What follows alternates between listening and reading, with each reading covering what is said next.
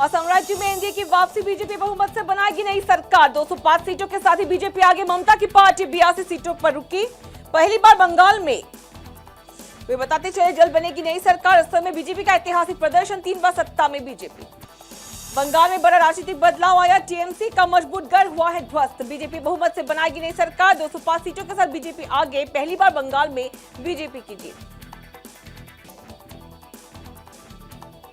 तमिलनाडु में बड़ा राजनीतिक बदलाव, बहुमत से थोड़ा पीछे रही टीवीके। सरकार बनाने की कोशिश में टीवीके, डीएमके दूसरे, एआईएडीएमके तीसरे स्थान पर। अभिनेता विजय की पार्टी को मिली है बड़ी सफलता।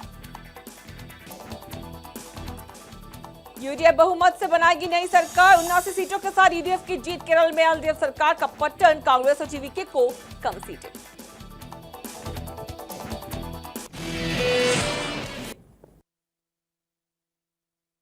शुभ संध्या, नमस्कार। मैं नंदिनी शर्मा आपका स्वागत करती हूँ हिंदी खबर में।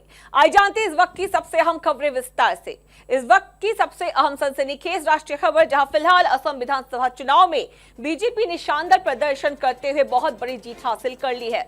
बीजेपी ने अकेले 82 सीटों पर जीत दर्ज कर बहुमत से सरकार बनाने का रास्ता साफ कर लिया है।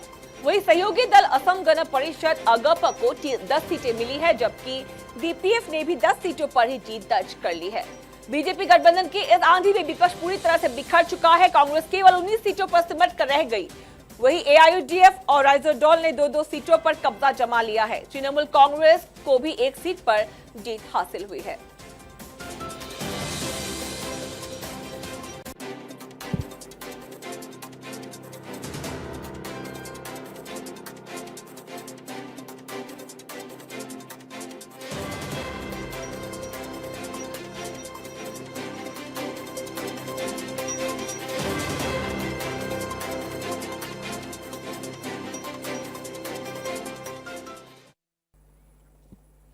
इसके साथ ही असम के बाद हम रुक करते हैं पश्चिम बंगाल की ओर, जहां पश्चिम बंगाल की राजनीति में बहुत बड़ा बदलाव देखने को मिल रहा है। भारतीय जनता पार्टी बीजेपी ने महज 205 सीट जीतकर स्पष्ट बहुमत हासिल कर ली है। हम बताते चले, जहां पश्चिम बंगाल की राजनीति में बहुत बड़ा बदलाव देखने को मिल रहा है। बीजेपी ने 205 सीट जीतकर स्पष्ट बहुमत हासिल कर सरकार बनाने का रास्ता साफ किया। वही ऑल इंडिया तृणमूल कांग्रेस, जिसकी अगुवाई ममता बनर्जी करती रही, 82 सीटों पर सिमट कर रह गई। यह 2021 के मुकाबले पार्टी के लिए बहुत बड़ा नुकसान माना गया है, जबकि बीजेपी ने अपनी सीटों पर भारी बढ़ोतरी दर्ज कर ली है। 294 सीटों पर विधानसभा में सरकार बनाने के लिए 149 का आंकड़ा बहुत जरूरी होता है, जिसे बीजेपी ने आसानी से हासिल कर लिया है। पहली बार पश्चिम बंगाल में बीजेपी की जीत को पूरे देश की राजनीति में बहुत बड़ा घटनाक्रम माना जा रहा है। इस चुनाव पर पूरे देश की नजरें टिकी हुई थी और नतीजों ने राजनीतिक समीकरण बदल कर रख दिए हैं।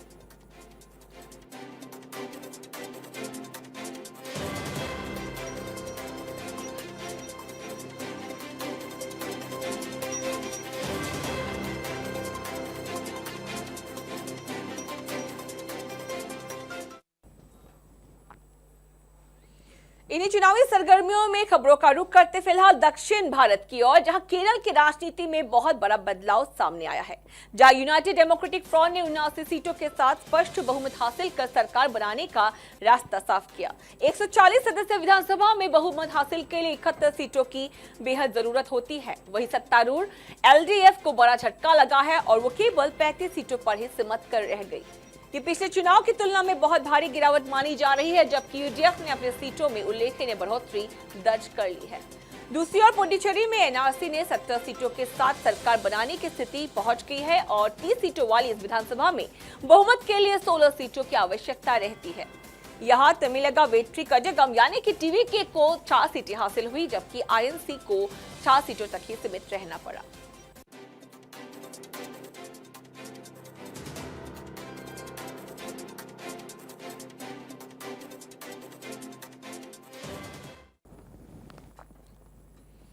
इसके साथ ही दक्षिण भारत की तमिलनाडु की राजनीति में इस बार बदलाव देखने को मिला है। तमिलगा वेट्री कजगम राज्य की सबसे बड़ी पार्टी बनकर उभर चुकी है और 108 सीटों पर जीत दर्ज कर ली गई। 234 सीटों वाली विधानसभा में सरकार बनाने के लिए महज 118 सीटों की जरूरत होती है। ऐसे में टीवी के बहुमत से थोड़ा पीछे रह गई, लेकिन सरकार बनाने की संभावनाएं काफी मजबूत बन गई। वही द्रविड़ मुनेत्र कजगम डीएमके वही 73 सीटों के साथ दूसरे स्थान पर टिकी रही, जबकि एआईएडी द्रविड़ मुनेत्र कजगम एआईएडीएम के 50 सीटों के साथ तीसरे स्थान पर रही है। नई पार्टी के रूप में जीवीके की ये बड़ी सफलता मानी जा रही है। पार्टी के संस्थापक लोकप्रिय अभिनेता विजय ने इस चुनाव में बड़ा ऐतिहासिक राजनीतिक प्रभाव दिखाया है। विशेषज्ञों का यह मानना है कि आने वाले दिनों में भी सरकार गठन को लेकर तमिलनाडु राज्य में राजनीतिक हलचल और भी तेज हो सकती है।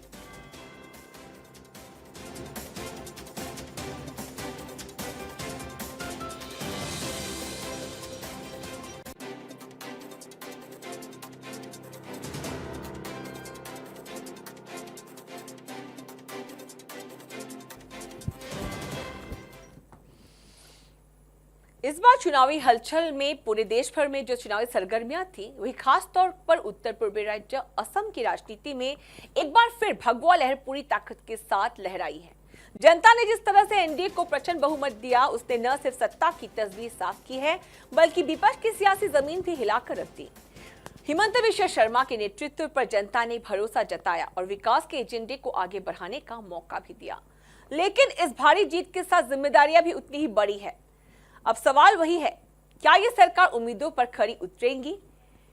और हम बताते चले, इसके साथ विपक्ष अपनी खोई जमीन कैसे वापस पाएगी? इस पर एक विशेष सनसनीखेज ग्राउंड रिपोर्ट।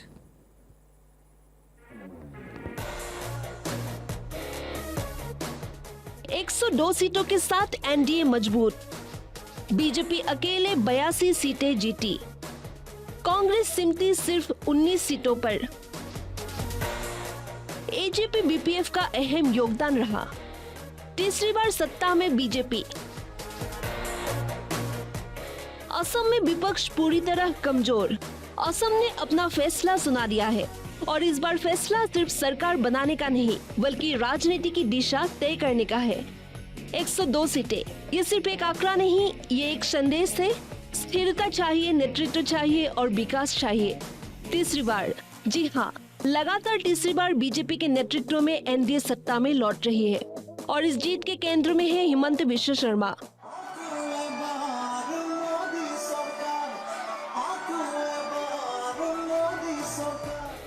एक ऐसा चेहरा जिसने चुनाव को सिर्फ प्रचार नहीं बल्कि एक व्यक्तिगत मिशन बना दिया।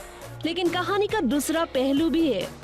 कांग्रेस, जो कभी असम की राजनीति की धुरी थी, आज 19 सीटों पर सिमट गई।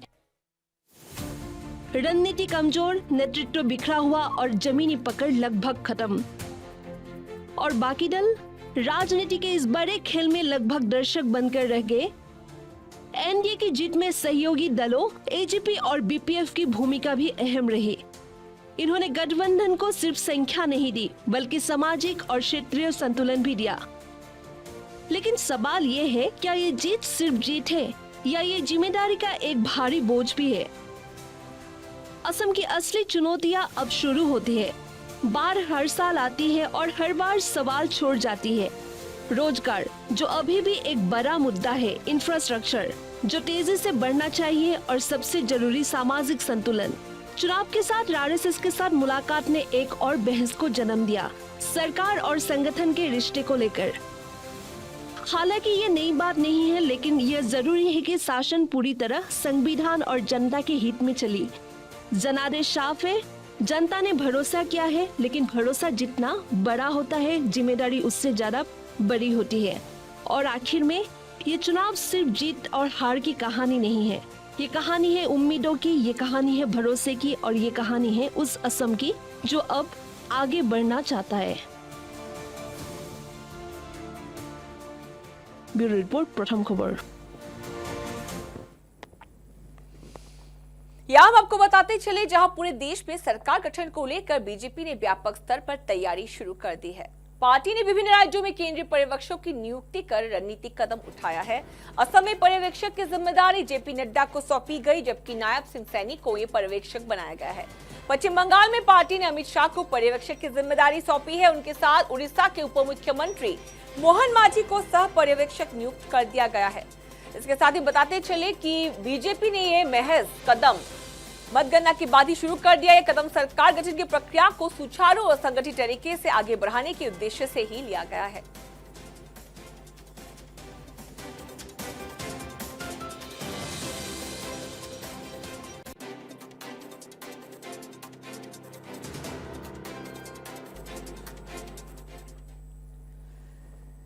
नई सरकार के गठन को लेकर ही तैयारियां जोरों शोरों पर है। वाजपेयी भवन में इसको लेकर कसरत जारी है। जानकारी के अनुसार 8 और 10 मई को शपथ ग्रहण समारोह आयोजित किया जाएगा। वहीं पश्चिम बंगाल में 9 मई को नई सरकार की शपथ लेने की संभावना बनी हुई है। असम मुख्यमंत्री डॉक्टर हेमंत बिश्व शर्मा आज राज्यपाल से मुलाकात कर सकते हैं, जिससे सरकार गठन की प्रक्रिया आगे बढ़ सकेगी। असम में होने वाले शपथ ग्रहण समारोह में प्रधानमंत्री नरेंद्र मोदी के शामिल होने की भी खबर है। साथ ही पार्टी के राष्ट्रीय अध्यक्ष भी इस कार्यक्रम में हिस्सा लेंगे।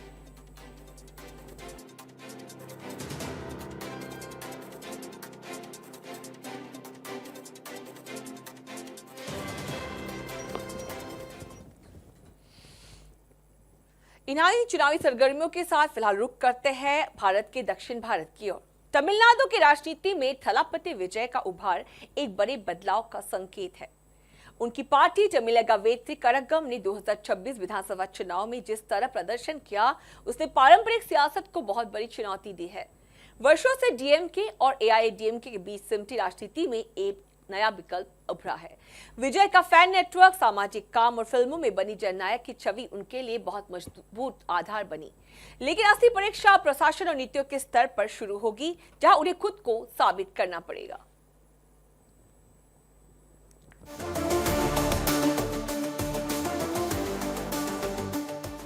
हीरो से जननायक तक का सफर, फैन से वोटर बना है जनसमूह, छवि बनाम प्रशासनिक क्षमता, द्रविड़ किले में लगी सेंध, युवा राजनीति का नया चेहरा, टीवीके की है तेज उड़ान।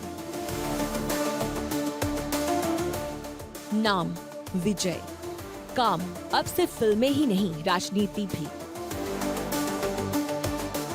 तमिलनाडु की गली गली में यही चर्चा रही है। फरवरी 2024 एक ऐलान होता है, तमिलगा वेत्री करगम यानी टीवीके का जन्म और उसी के साथ खत्म 30 साल का सुनहरा फिल्मी करियर। मैंने पर्दे पर सिस्टम से लड़ाइयां लड़ी है, अब असली सिस्टम से लड़ूंगा। ये सिर्फ एक महज डायलॉग नहीं था, ये पॉलिटिकल ट्रेलर था। अगर आप सोच रहे हैं कि ये सिर्फ फैन फॉलोइंग का खेल रहा है, तो तस्वीर अधूरी है। विजय का ग्राउंड वर्क नया नहीं है। उनका संगठन विजय मक्कल इयक्कम सालों से ही शिक्षा, स्वास्थ्य और सामाजिक काम में लगा रहा। यही नेटवर्क अब वोट में तब्दील हो चुका है। फिल्मों से बनी राजनीतिक छवि, कट्ठी, मर्सल, सरकार, इन फिल्मों में विजय ने सिर्फ नाचते गाचते हीरो नहीं थे, वो सिस्टम से सवाल पूछते हुए एक चेहरा थे। वे कहते हैं, जब जनता चुप रहती है तभी सिस्टम मजबूत बनता है। 2026 विधानसभा चुनाव में टीवीके का 100 से भी अधिक सीटों पर बढ़त बनाना, ये महज बता रहा है कि जनता विकल्प बदलाव चाहती है। अब तक राजनीति घूमती रही थी डीएमके और एआईएडीएमके के बीचों बीच, लेकिन अब तीसरा दरवाजा खुल चुका है। तमिलनाडु में पहली बार नहीं रहा है। एमजी रामचंद्रन और जे जयललिता ने भी यही रास्ता चुना और सफल भी हुए। लेकिन हर कहानी का क्लाइमेक्स एक जैसा नहीं रहता। विजय के सामने सबसे बड़ा सवाल, क्या लोकप्रियता को प्रशासन में बदला जा सकता है?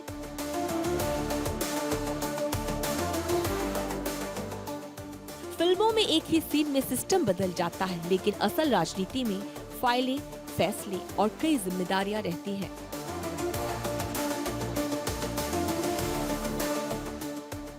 वे बार बार कहते हैं, जनता ने मुझे अभिनेता बनाया, अब मुझे नेता साबित होना है।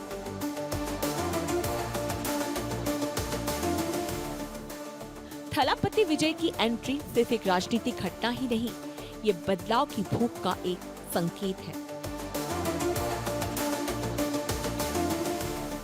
अगर वो उम्मीदों को नीति में बदल पाए, तो ये महज कहानी सिर्फ तमिलनाडु नहीं, पूरे देश की राजनीति का नया अध्याय बन सकती है।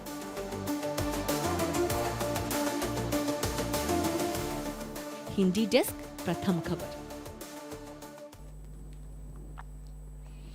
इसके साथ ही दूसरी ओर दक्षिण भारत की बात रुख करते हैं पश्चिम बंगाल की ओर। पश्चिम बंगाल की राजनीति में इस बार जो घटा वो सिर्फ चुनावी नतीजा ही नहीं बल्कि एक बड़ा राजनीतिक मैसेज रहा है। 15 साल तक सत्ता पर काबिज रही ममता बनर्जी को जनता ने इस बार बाहर का रास्ता दिखा दिया है और जिस नारे को लेकर खूब सियासत हुई 4 मई और दी गई वो अब हकीकत बन चुकी है। नरेंद्र मोदी की अगुवाई में बीजेपी ने पश्चिम बंगाल में वो कर दिखाया जो पहले असंभव माना जाता था। लेकिन सवाल ये उठता है कि आखिर वो कौन से फैक्टर रहे जिन्होंने ममता दीदी के किले को ढहा दिया है।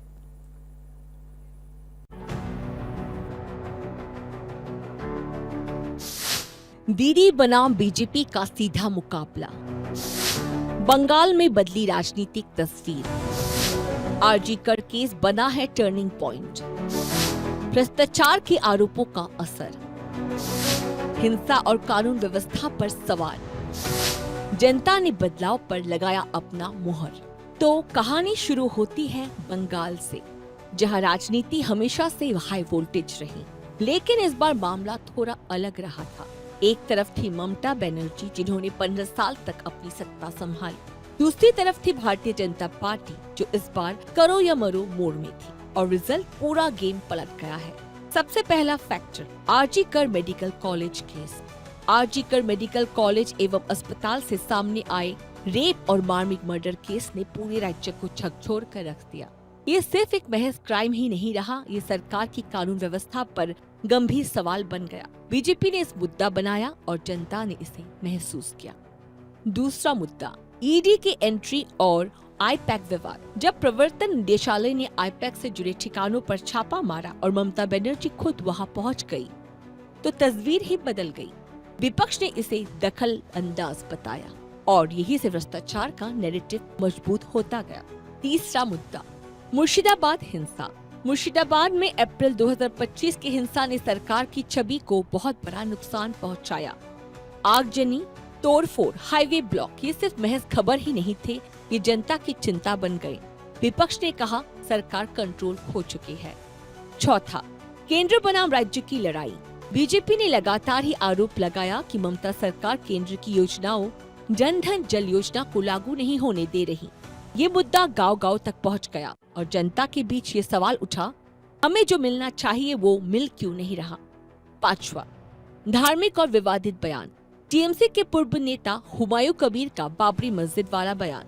भले ही बाद में उन्हें पार्टी से निकाल दिया गया, लेकिन नुकसान हो चुका था।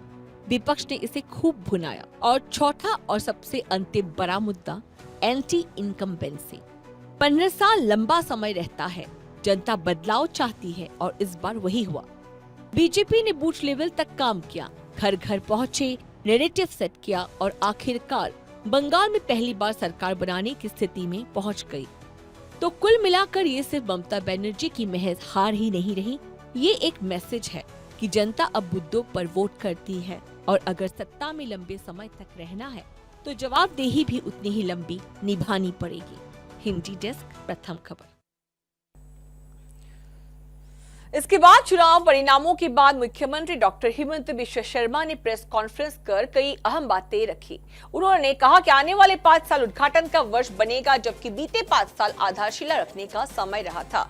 देवव्रत सैकिया को लेकर मुख्यमंत्री ने कहा कि 5 वर्षों में बीजेपी में शामिल हो सकते हैं। उन्होंने ये भी कहा, उन्होंने पहले ही भविष्यवाणी की थी कि देवव्रत सैकिया चुनाव हार जाएंगे और बाद में बीजेपी में आएंगे।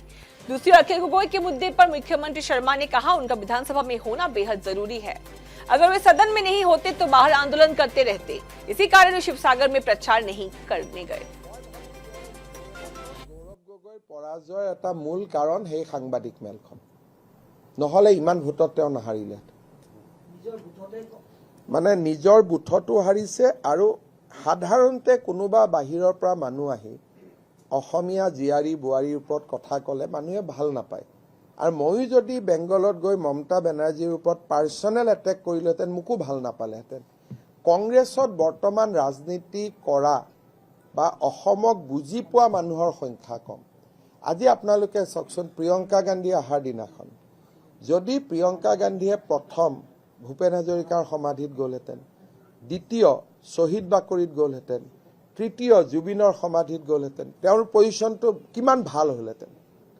যেতিয়া অকল জুবিনৰ সমাধিত গ'ল, এয়াৰপৰ্টলৈকে ৰাস্তা দি যাওঁতে শ্বহীদ বাকৰি আৰু ভূপেন হাজৰিকাৰ সমাধিটো ক্ৰছ কৰি গ'ল, নুসুমালে। লগে লগে প্ৰমাণ হৈ গ'ল যে এইটো ৰাজনীতি কৰাৰ কাৰণে তাত গৈছে। এটা মই যদি কংগ্ৰেছত থাকিলোহেঁতেন মই কি ক'লোহেঁতেন যে প্ৰিয়ংকাজী প্ৰথম জুবিনৰ তাত যাম, শ্বহীদ বাকৰিত যাম, ভূপেন হাজৰিকাৰ তাত যাম। কংগ্ৰেছত ৰাজনীতি জনা মানুহৰ সংখ্যা নাই কাৰণে এই সৰু সৰু কামবোৰ কৰে আৰু বুজাই লৈ নাযায়। ৰৈ ৰৈ বিনালে, ৰৈ ৰৈ কেতেকী, জুবিন গাৰ্গ, জুবিন মাৰ্গ, এইবিলাক যে কৰি থাকিলে এইবিলাকত মানুহে বেয়া পালে। একদম চিম্পল আছিল, প্ৰিয়ংকা গান্ধীক জুবিন গাৰ্গৰ তাত লৈ যাওক, যাব লাগে জুবিনৰ সমাধিত, কোনো বেয়া। फिलहाल देश विदेश की इन्हीं खबरों के साथ मैं नंदिनी शर्मा लेना चाहूंगी आपसे इजाजत। देखते रहिएगा हिंदी खबर। धन्यवाद।